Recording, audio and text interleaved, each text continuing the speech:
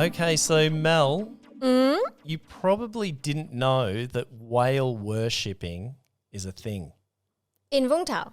Well, at least it is in Vietnam and Vũng Tàu, yes. And it's actually practiced right along the East Sea coast of the country, mostly in the south, though, among fishermen. Well, it's not as surprising, but what I want to know is what's the connection? Like, Vũng Tàu has this massive Jesus Christ statue on one of its mountains. And for Christians, there is a Bible story called Jonah and the whale. Right, okay. So is that at all connected? I don't think it is. Oh, I don't think okay. it is. It's not a Christianity thing. Okay. I think it's more sort of Animism? animist or Yeah. animism where, it's the fishermen aren't looking to the skies For help.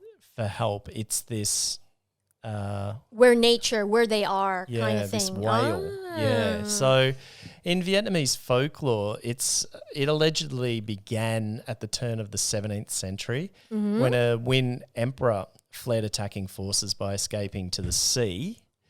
But in doing so, he was met with a storm that threatened to sink him and his troops. As the story goes, a whale rose from the depths and lifted the emperor's boat and carried him and his men to safety. To thank the animal, they bestowed upon him the title of Ga Om.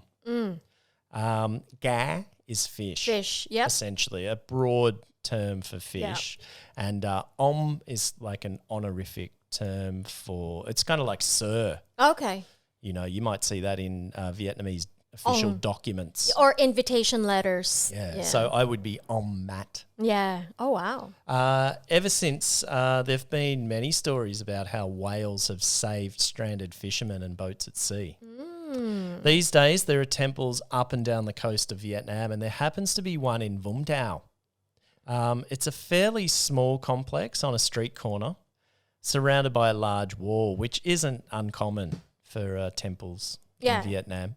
But something struck me the day I visited recently, where there were these small dog statues on each pillar, Like or a post. decorative element?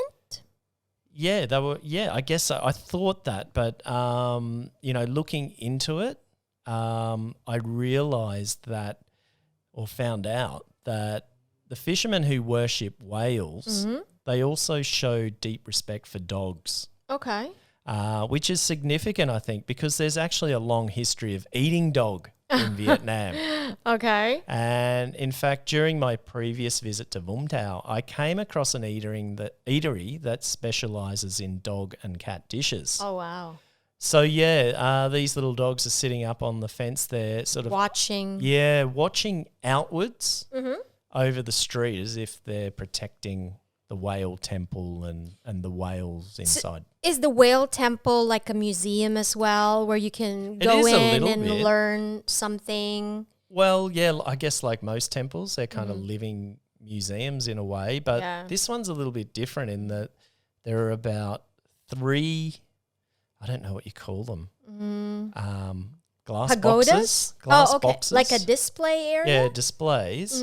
And they've got actual whale bones in them. Are there whales in Vũng Tàu? Is this like a migration route? I don't know, but allegedly there are whales. And, there's talk that any sort of fish that's hard to describe or doesn't really fit a particular classification might be called a whale. So like a sea cow or it might be confused a as dugong. being a whale or something like that. All right. So anyway, it's.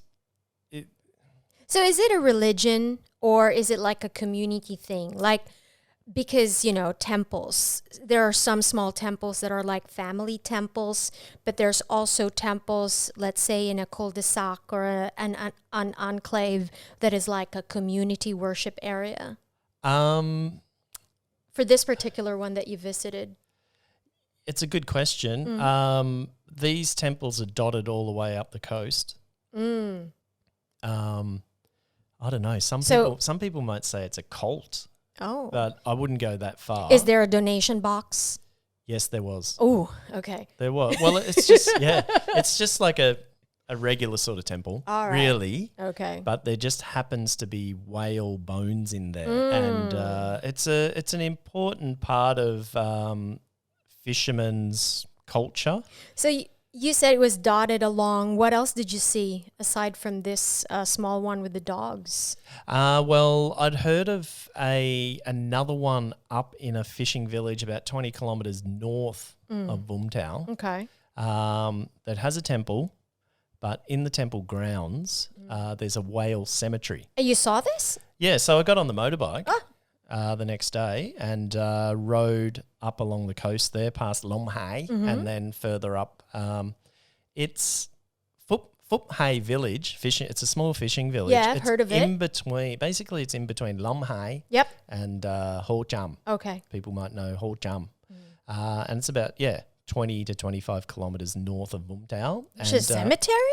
Yeah, there's a whale cemetery. And so obviously whales are revered. And so whenever a whale gets washed up on the beach or, remnants, perhaps captured or there's Okay. some kind of remnants or that, whatever happens and they get discovered, they're brought to this temple ground and then buried, given a ceremony.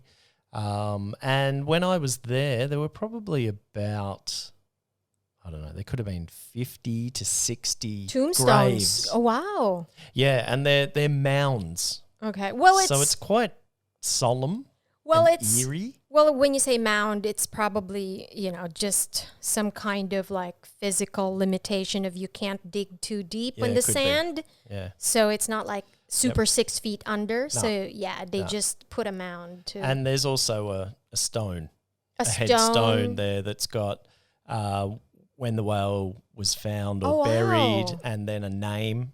They've They given gi- each one a okay. name. Yeah, so it's kind of spooky as well. Did it have flowers and some, some kind people of like people had been praying there, so there's some flowers there, incense. Oh wow. Footprints sort of all around the place. So there are people visiting throughout the day and perhaps sort of paying their respects. Wow, I didn't know that there's, that whales are Yeah. a big thing. They're quite revered. Wow. Yeah. And so much so that in Vũng Tàu each year in September, they have a whale festival. So wow. when you go to the whale temple, at the front of it is like I don't know how long it is, probably about 5 or 6 or maybe even 10 meters long, a whale float. It's kind of a float thing that they obviously bring out every During the September festivals. to walk down the streets. Yeah. Well, that's kind of like a super big float. They need to get pulled it with a tractor. Yeah, I think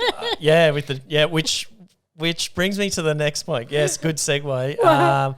While I was in Phước Hải, there was kind of this what I called an unofficial tractor pull. Okay. Now, I grew up in the bush in Australia and, grew up driving tractors. So I got very excited when I saw all these tractors running Like around a farming tractor. Yeah, they're just like a regular farming tractor. They're quite big. They got a cabin, Massey Ferguson's. Anyone who knows their tractors out there will know what I'm talking about. And there were probably 5 or 6 of them going up and down the beach and in and out and pulling out the fishing boats. The coracles. Yeah, they're called a coracle, I think. They're those round fishing boats, but not the old style. They're much bigger. Heavier, probably, much heavier. A whole bunch of men wouldn't be able to pull them out of the water. So they get these tractors to pull them out and pull them high and dry up onto the beach. They've got a motor in them as well. But it can't chug along, like enough to get to the beach on their own? Well, when I was there, they come in. Okay. They come in through the surf. So it's actually it's quite wild, the water there. I wouldn't swim there even. I'm a good swimmer. I probably wouldn't swim there by myself. And they come in as far as they can, depending on the tide. Yeah. So when I was there, it was probably heading out. Yeah. The tide was probably heading out, and it was probably about 100 meters up onto Shore. right up to the shoreline, foreshore. Yep. There's a foreshore there. And they'd come in, pull them out, Pull it. and then Wow. the fishermen would pay them a small fee, and then they'd unload their catch, Wow. which wasn't much actually at that time. That was quite significant. Well, maybe it's also because of the season. Yeah, it might have been the timing because on the foreshore there are a bunch of cafes there, sort of little pop-up style mum and pop sort of cafe shops or whatever you want to call them. With a hammock? Yeah, there are a few of those, but they were just packed with fishermen. So I was there at a time when, driving down the street and nearly every third or fourth building was a cafe packed with fishermen all looking out into the ocean.